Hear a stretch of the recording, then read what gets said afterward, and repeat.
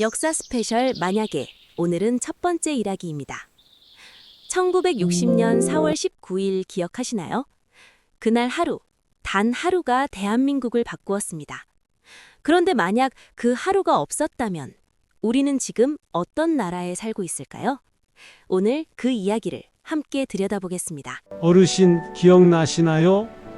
1960년 4월 19일 그날의 아침을요.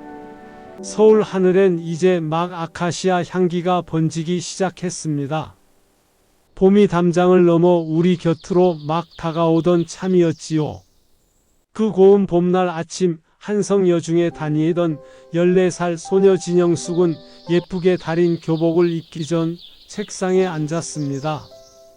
그리고 연필을 들어 종이 한 장을 채워 내려갔습니다. 어머니께 드리는 편지였습니다.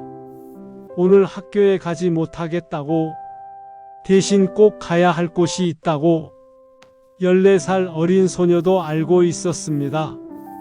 그 다른 곳에 가면 무서운 총구들이 기다리고 있다는 것을요. 도대체 왜 이 어린 소녀는 이 눈부신 봄날 아침에 어머니에게 작별 인사를 남겨야 했을까요? 그 시린 이유를 알기 위해 우리는 35일 전에 마산으로 거슬러 올라가야 합니다. 이승만.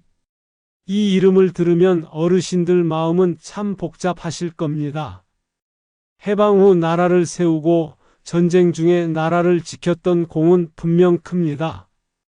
하지만 권력이라는 게 참 무섭지요. 10년, 12년, 세월이 흐르며 그는 민족의 아버지에서 내려오지 않는 독재자로 변해버렸습니다. 당시 그의 나이 85, 그는 또 대통령이 되려 했습니다. 그런데 자신이 없었나 봅니다. 그래서 꺼낸 것이 그 유명한 3.15 부정선거였지요.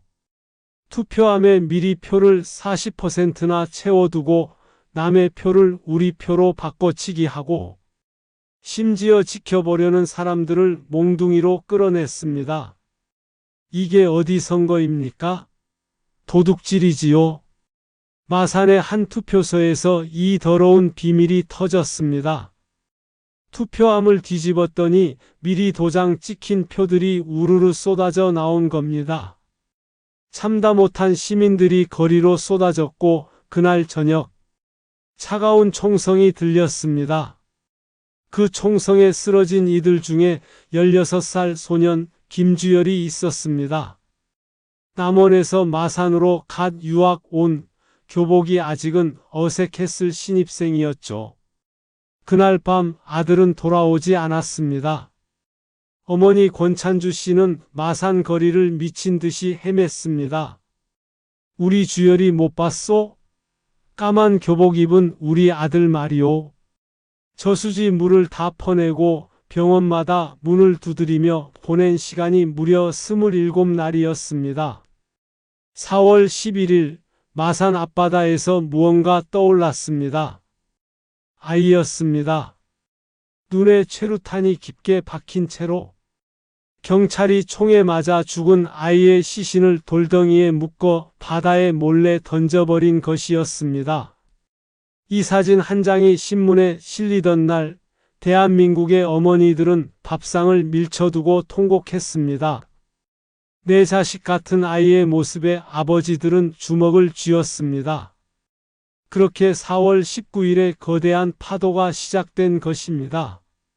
4월 19일 화요일 오전 서울 거리는 검은 교복의 물결로 가득 찼습니다.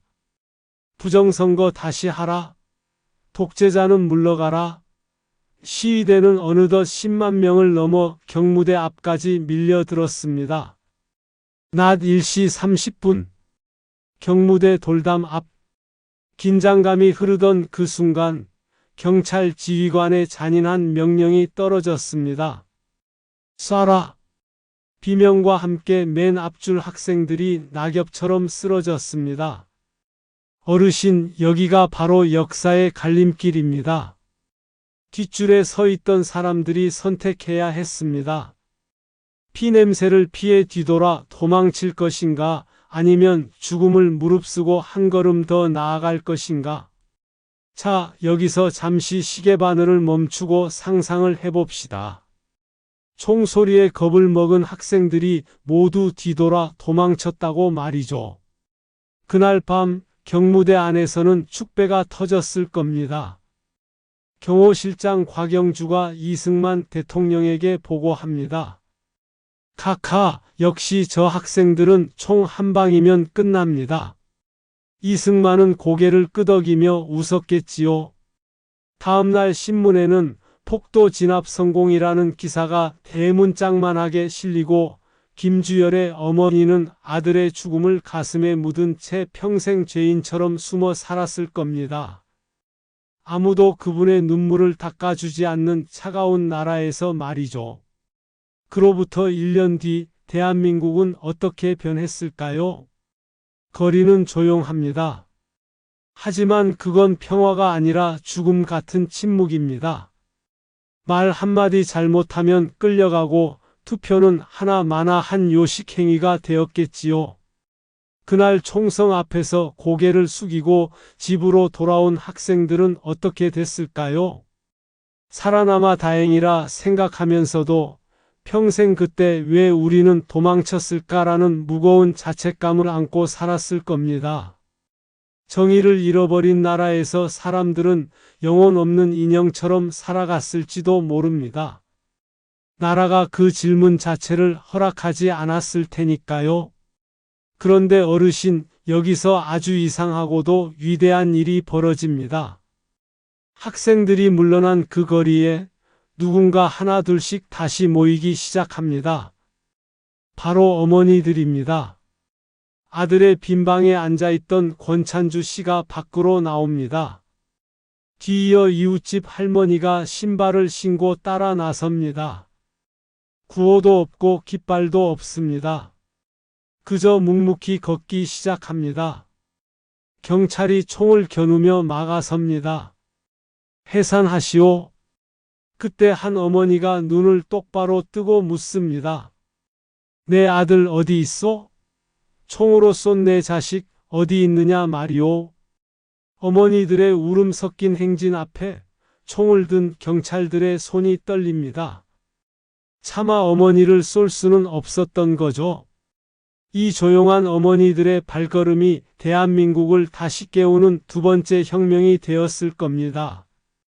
자, 이제 상상에서 나와 진짜 역사로 돌아오겠습니다. 실제 역사 속에서 우리 학생들은 도망치지 않았습니다.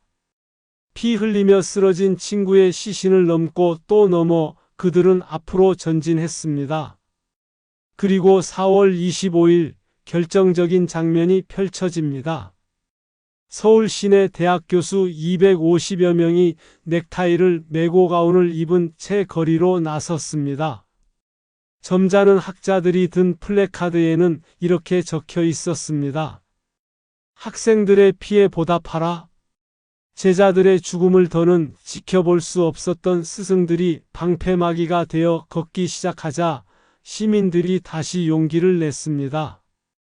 결국 4월 26일 오전 10시 30분 이승만은 라디오 앞에 앉아 떨리는 목소리로 사임 발표를 했습니다.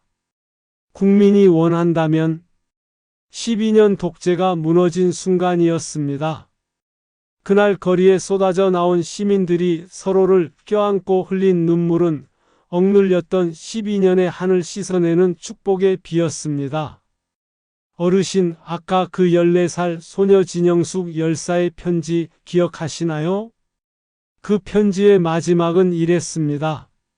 어머니, 저는 데모에 나가렵니다. 우리들이 아니면 누가 데모를 하겠어요? 저는 이래도 좋습니다.